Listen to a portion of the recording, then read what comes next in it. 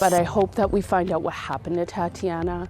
I hope that it opens the door for transparency. Tonight, the chief coroner in BC has called for an inquest into the death of a First Nations woman in 2022.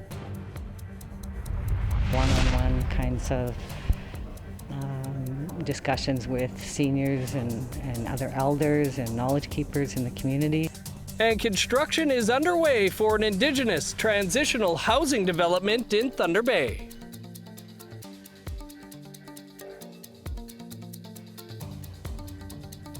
Good evening, I'm Dennis Ward. Welcome to APTN National News. The world's Catholics have a new pope, Pope Leo XIV, the first American pope in history.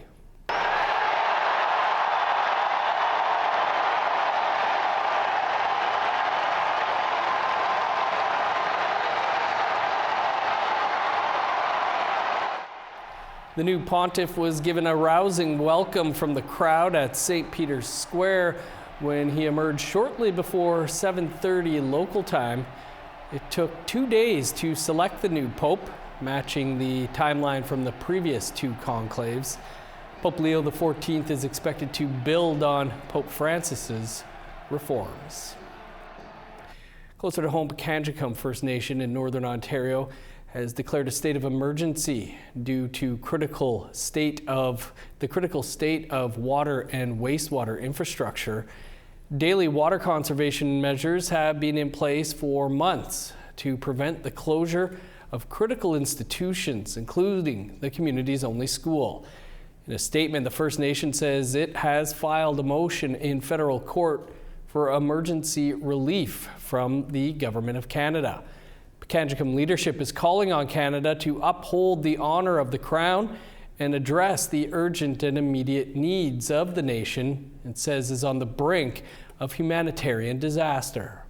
The First Nation says multiple studies over the last 2 decades have confirmed existing infrastructure is inadequate to meet current and projected needs, including for consumption, sanitation, and firefighting. The community's existing wastewater plant routinely fails, contaminating their lake and treated water reservoir. In the last 2 decades, Pikangikum has declared 4 states of emergency due to its lack of potable or running water. The last time was in 2024, and that remains in effect. More than 4,000 people call Pikangikum home, located roughly 500 kilometers northwest of Thunder Bay. Chief Patty Peters says when he was first elected chief at the age of 30, he did not have running water or a washroom in his home. Now at age 68, Peters is still without running water in his home or an indoor washroom. Peters says the people of Pikangikum live in conditions that would shock most Canadians.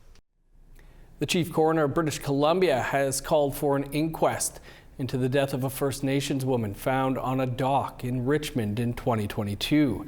This comes just days after her family, along with 2 others, called on the BC government to re-examine the circumstances surrounding the deaths of the 3 women. APTN's Tina House has this story. It's been an emotional past few years for Natasha Harrison after her daughter went missing on March the 24th, 2022. Last seen on surveillance video at this rural bank on Main and Hastings, and then later reported to have been last seen at the Grand Union Pub on Vancouver's downtown east side on April 22nd, 2022. She was officially reported missing on May 3rd, 2022. She's in trouble. I know that. That's the feeling I have. We first met Natasha in late spring of 2022 when her daughter was reported missing, and followed her journey as she handed out missing person posters every day and every night, hoping for answers. Hi, I'm actually looking for my daughter. I was wondering if you guys have seen her around here. Her name's Tatiana. She's 20 years old.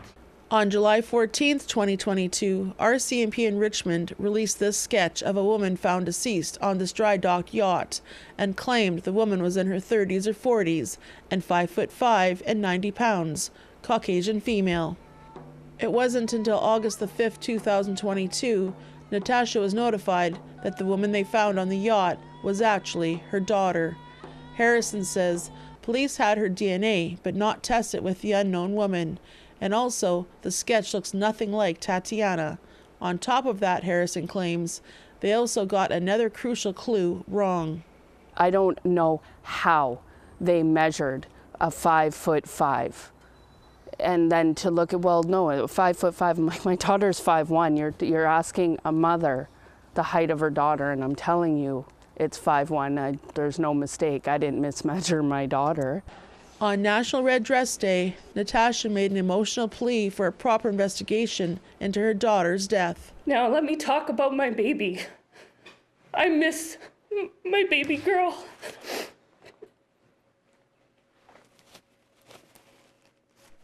Okay. Sorry, give me a second. I miss my baby girl. She is such an intelligent little light.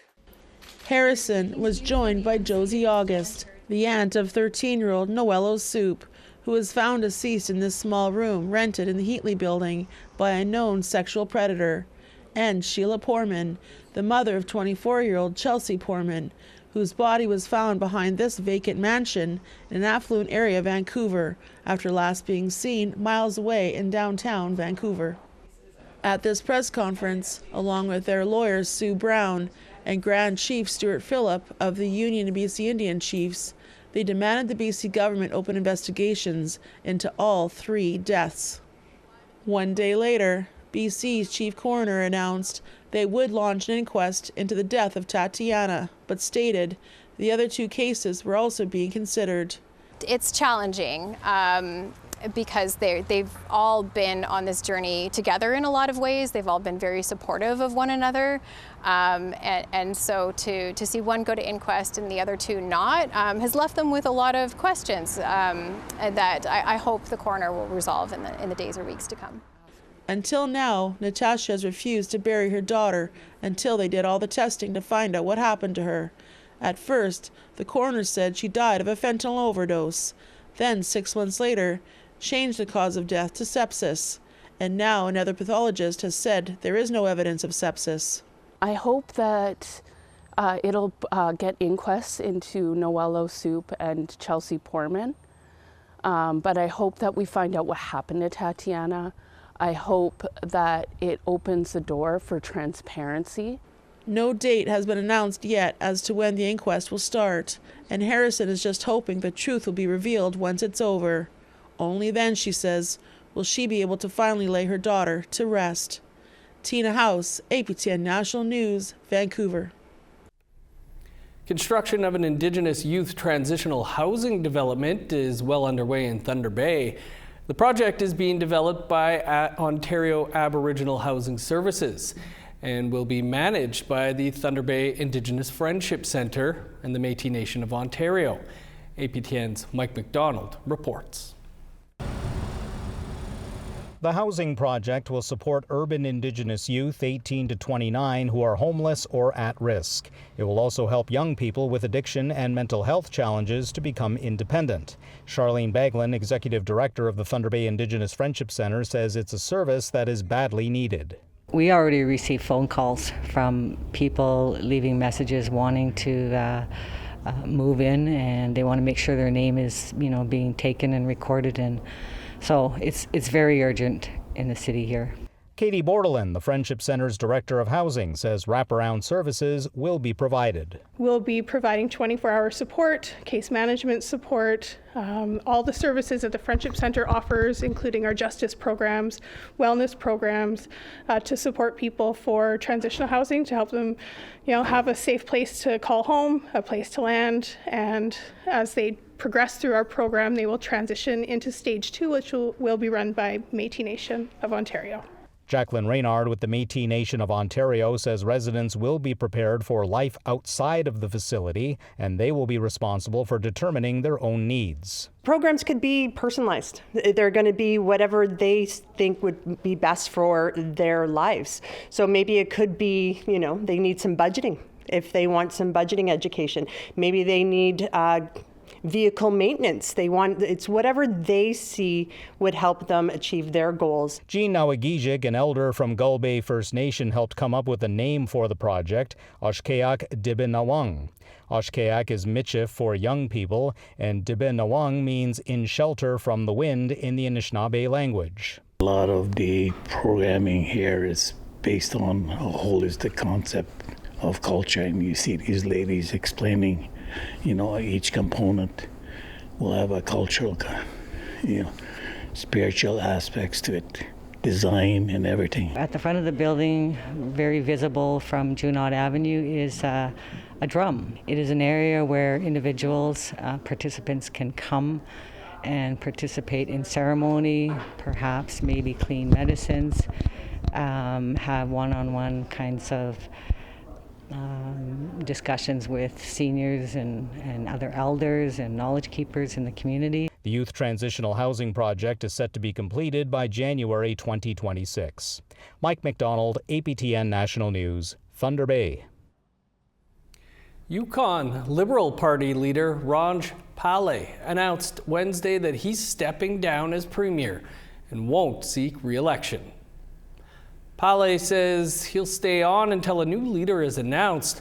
He'll also hold on to his ministerial portfolios in economic development and housing until an election is called, which is expected to take place this fall. He says his decision to step aside was made to spend more time with family. Pal was acclaimed premier in January 2023 after no one else from the party ran for the role. He says serving as premier has been an incredible honor. Through to 2022, when I had the opportunity to run for the leadership of the Yukon Liberal Party and become premier, it is truly an honor, the greatest honor of my life. But my time in this role. Still to come, our Truth and Politics panel will be here to discuss Alberta separatism. Stick around.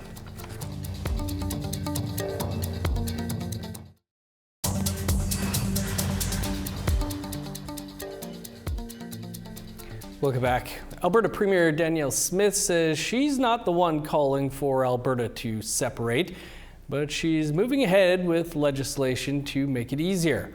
Meanwhile, chiefs are calling her rhetoric insanity and an attack on First Nations. For more on this, our Truth and Politics panel is here.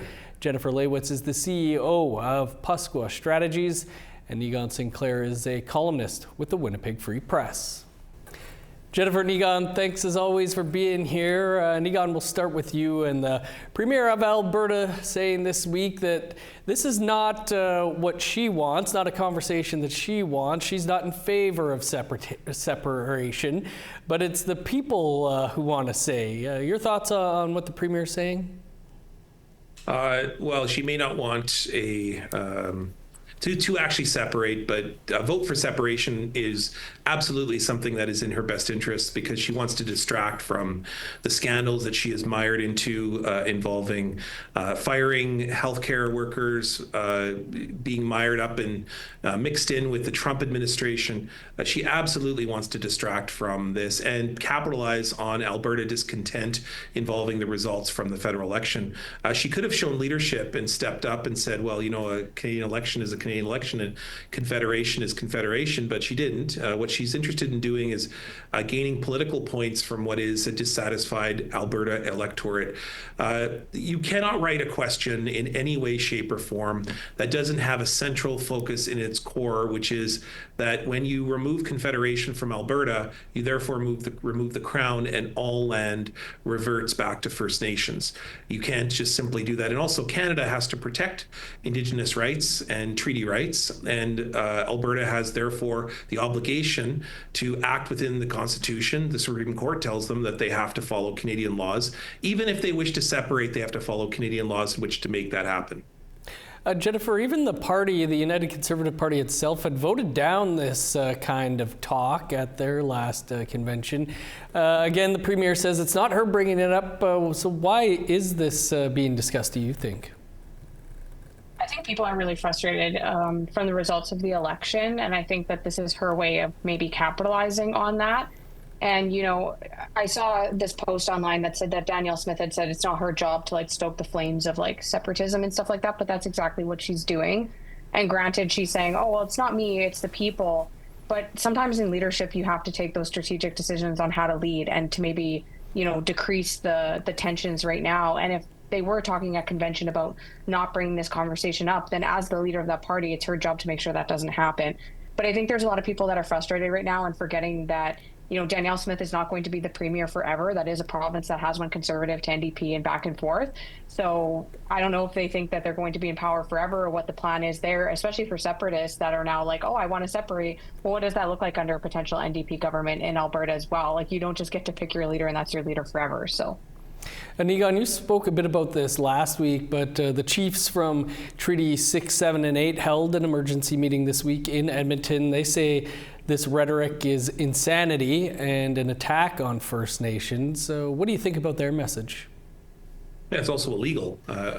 Canadian law says the Supreme Court has said, you know, if you want to talk about separation, that's fine, but you have to talk to First Nations first. And the difference between now and the first 80, 90 years of Confederation is we have lawyers now, and therefore that negotiation will take a considerable period of time. So Alberta, you better get moving. If you're interested in separation, you better talk to First Nations and talk to First Nations meaningfully, because the land will become theirs. And so just to pronounce that you're interested in separation isn't really about separation. What it really is it's about trying to take a wedge issue, and we know Danielle Smith has done this before, taking, for instance, LGBTQ2+ kids, pointing out, saying, oh, they are deluded, or they shouldn't be in schools, or they shouldn't have operations on the lower half of their body, even though they never even had those in the first place, and that was an illegal action. She uses wedge issues like this all the time. This is exactly right out of her playbook,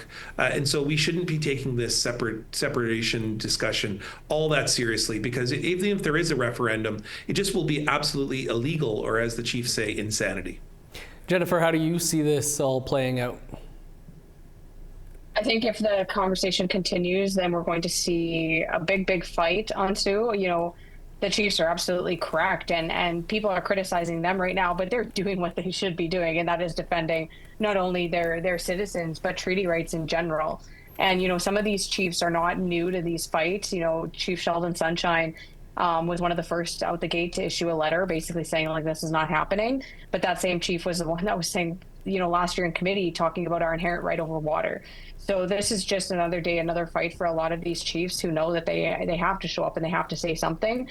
But at the same time, I think if this rhetoric isn't died down soon, then we're going to see it's going to get ugly.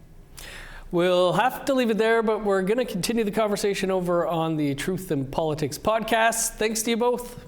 Yeah, you betcha. Thanks. An artist from the Yukon is up for the prestigious Soie Award. We'll hear from them after the break.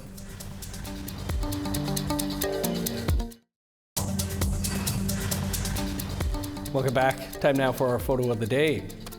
Our thanks to Cheryl for this photo submission. While visiting Selkirk, Manitoba, she spotted a family of pelicans in the Red River. You can send your photos to share@aptn.ca for the chance to be featured as our next photo of the day. Now let's take a look at tomorrow's weather forecast. Starting on the East Coast, cloudy and 13 in Fredericton, cloudy and 15 in Halifax. 6 in Kuujjuaq, sun's out, and 9 in Nain. 9 with showers in Montreal, a sunny high of 16 for Val-d'Or. 17 in Sault Ste. Marie, 12 with cloud in Ottawa. 20 in showers in Thunder Bay, rain, and 22 in Sioux Lookout. 14 with rain in God's Lake, sunny, and 16 in the Pas. 19 with rain in Winnipeg, sunny, and 20 in Brandon. 23 in Regina, cloudy, and 19 in Saskatoon. 18 in Meadow Lake, showers, and 16 in La Ronge. Showers across northern Alberta, 19 in High Level and Peace River. 17 in Edmonton, 25 in Lethbridge. Cloudy and 15 for Vancouver and Campbell River, 21 in Kamloops. 13 with cloud in Prince George, showers, and 13 in Smithers. Plus 3 in Old Crow, 11 in Whitehorse. 9 in Yellowknife, snow, and 2 above in Norman Wells. Minus 10 with flurries in Sax Harbor, 5 below, and snow in Paulatuck. Minus 9 in Chesterfield, 8 below in Whale Cove. -12 in Resolute, 6 below in Clyde River. The prestigious Soie Art Award is now in its 22nd year. The annual award recognizes artists from coast to coast, including the North. Our Yukon reporter Sarah Connors caught up with an artist from the Yukon who's up for this year's prize. Art is a sacred practice for Guna Megan Jensen. Jensen, who is Tlingit and lives in Whitehorse, is perhaps best known for her formline art. Much of her work focuses on personal stories she tells with paintbrush and canvas in the art form of her people. When I'm painting or I'm drawing, I just feel so connected with a past, with like the voices of my ancestors. Jensen's talent hasn't gone unnoticed. She has been longlisted for the Soie Art Award. The prestigious award celebrates excellence in Canadian art and comes with a $100,000 grand prize. I got an email and I looked at my phone and it said, like, congratulations. I was in shock. And then I started crying. Sometimes it's knowing the palette and knowing that I have to go in with feeling. Jensen says many of her paintings are created while she's processing her emotions. That includes this painting, Gaslighter Chokes on Their Own Smoke, which tells her story of feeling victim to narcissism. The painting was part of her nomination submission for the Soie Award. It's a fun painting because people, when they first look at it, they tend to be like, oh, that's so beautiful.